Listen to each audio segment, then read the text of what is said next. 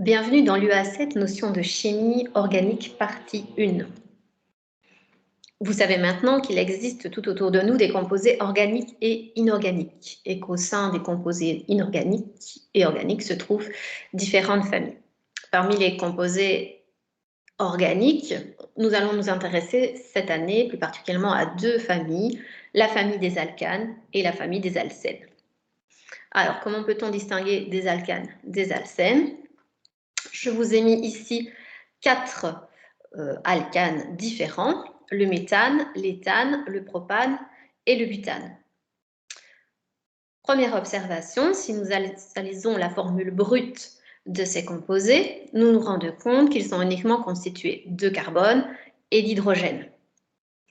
On les nomme donc des hydrocarbures. Deuxième constatation, lorsqu'on analyse la formule développée de ces alcanes, nous constatons également qu'entre les différents carbones se trouvent des liaisons simples. On appelle donc cette famille des hydrocarbures saturés. L'ensemble de ces alcanes répond à une formule moléculaire générale. On pourrait l'appeler la formule de la famille. Cette formule est C indice petit n H indice 2n plus 2. Chacune de ces formules brutes spécifiques à un alcane va répondre à la formule moléculaire de la famille. Par exemple, le propane contient 3 carbones, donc C indice 3, H indice 2 fois 3, 6 plus 2, 8, et on retrouve la formule brute du propane, C3H8.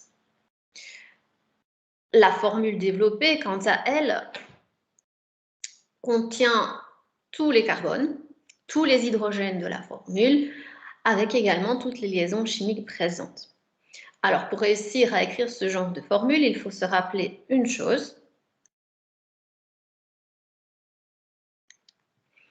c'est que le carbone possède une valence de 4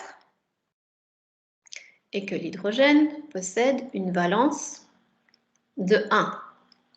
Valence de 4 signifiant 4 voisins, 4 liaisons chimiques autour, et valence de 1 signifiant un voisin, une liaison chimique autour. Donc, revenons sur le cas de notre propane. Puisqu'il possède 3 carbones, nous dessinons donc 3 carbones.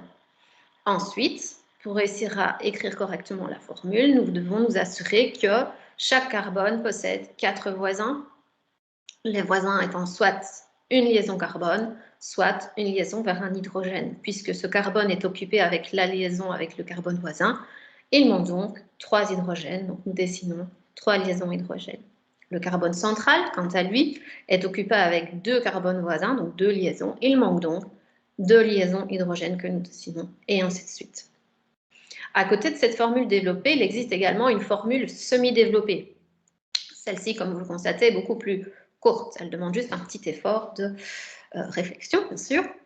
Alors, comment y arrive-t-on? Première étape, toujours le propane, il possède 3 carbones, donc nous dessinons 3 carbones. Nous mettons un petit trait entre les carbones pour symboliser les liaisons entre eux. Ensuite, nous dessinons à côté de chaque carbone un seul hydrogène. Et puis, nous tenons compte du fait que le carbone a une valence de 4. De la même manière que nous l'avons fait pour la formule développée. Exemple, ce carbone-ci est occupé avec la liaison voisine, donc il manque 3 hydrogènes. Donc, on va mettre un petit indice de 3 à côté des hydrogènes. Ce carbone-ci est occupé avec une liaison carbone à gauche, une liaison carbone à droite. Donc, pour arriver à la valence de 4, donc 4 voisins, il manque 2 hydrogènes. Donc, nous indiquons un petit indice 2 à côté de l'hydrogène. Passons maintenant à un petit exemple pour voir si vous avez compris. Nous allons nous intéresser à l'heptane. Alors, l'heptane, c'est un préfixe que nous n'avons pas encore rencontré jusqu'à présent, le préfixe hept. Alors, hept signifiant 7, comme vous l'avez déjà vu en géométrie, nous indiquons un 7 en indice du carbone. Pour trouver le nombre d'hydrogènes, nous utilisons la formule moléculaire de la famille, qui est, pour rappel, CnH2n plus 2. Donc, 7 indiqué, 2 fois 7, 14, plus 2, 16. Nous passons maintenant à la formule développée. Nous devons donc dessiner 7 carbones. 1, 2, 3, 4, 5, 6, 7. Puisque chaque carbone a besoin de 4 voisins, nous allons donc décompter le nombre d'hydrogènes. Il y a déjà une liaison, donc il en manque 3, parce que nous devons arriver à 4 voisins. Voilà 3 hydrogènes. Le carbone voisin est occupé avec 2 liaisons, donc il en manque 2 hydrogènes. Le carbone voisin est dans la même configuration, donc on lui rajoute 2 hydrogènes. Idem pour celui-ci. Idem pour celui-là. Idem pour celui-ci. Et le dernier possède une liaison avec son voisin, donc il lui manque 3 liaisons avec des hydrogènes.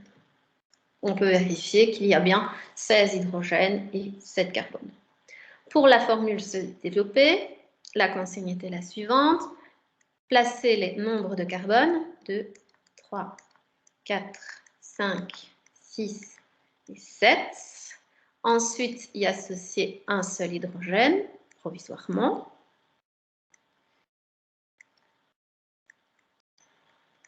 Ensuite, tenir compte de la valence 4 du carbone. Ce carbone-ci est occupé avec une liaison carbone, donc il manque 3 voisins hydrogènes que l'on indique en indice. Ce carbone-ci est occupé avec une liaison carbone à gauche et une liaison carbone à droite, donc en tout, il manque 2 voisins, donc 2 hydrogènes, celui-ci est dans la même configuration. Celui-ci, tout comme le premier, n'est occupé qu'avec une seule liaison, donc il manque 3 hydrogènes. Cela veut donc dire que vous allez devoir étudier les préfixes propres à chaque alcane. Donc, met signifie un carbone, et 2, propre 3, but 4. Au-delà de 4, vous passez donc aux alcanes à 5 carbones et le préfixe est le préfixe pente. Donc, ça donne pentane. 6, hexane. 7, c'est celui que nous venons de voir, heptane. 8, octane. 9, nonane. 10, décane. On s'arrêtera à 10 pour cette année. Nous passons maintenant à la famille des alcènes. Donc, nous allons travailler de la même manière. Je vous ai donné le nom des 3 premiers alcènes. Éthène, éthylène, c'est un préfixe qu'on a déjà rencontré dans les alcanes puisque ét signifie 2. Propène, propylène, 3. But pour 4. Au-delà de 4, comme précédemment, nous passons à 5, ce qui donne du pentène, etc., etc. Donc, à chacun de ces alcènes est associée une formule brute qui va également être associée à la formule moléculaire générale des alcènes ou la formule de la famille. Alors forcément, ce ne sont pas les mêmes composés que les alcanes, donc la formule change. Cette fois-ci, ça donne CnH2n.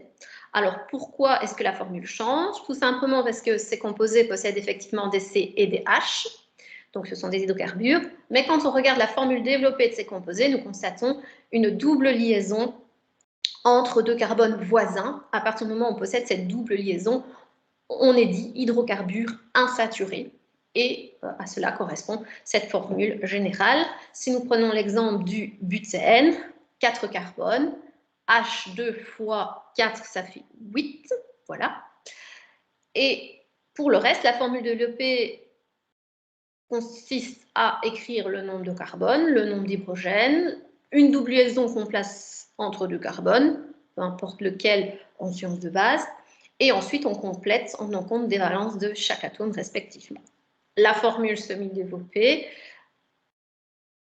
est tout aussi facile qu'avec les alcanes, sauf que cette fois-ci, à cause de la double liaison, nous ne savons pas placer qu'un seul carbone dans une formule d'alcène, nous devons forcément commencer à 2 carbones pour placer une double liaison carbone-carbone. Nous allons passer directement à un exemple, l'hexène. Alors, la formule moléculaire à trouver va donc correspondre à la formule générale moléculaire des alcènes. Hex signifie 6. La formule est CnH2n. Donc 2 fois 6, 12. Nous passons à la formule développée. Nous devons donc dessiner 6 carbones. 1, 2, 3, 4, 5, 6. Nous devons passer une double liaison. Alors en sciences de base, peu importe si vous la placez ici, là ou là. Je choisis de le mettre sur le premier carbone. Voilà la double liaison. Si vous le placez sur le deuxième, il n'y aura pas d'erreur. Nous allons passer maintenant aux hydrogènes.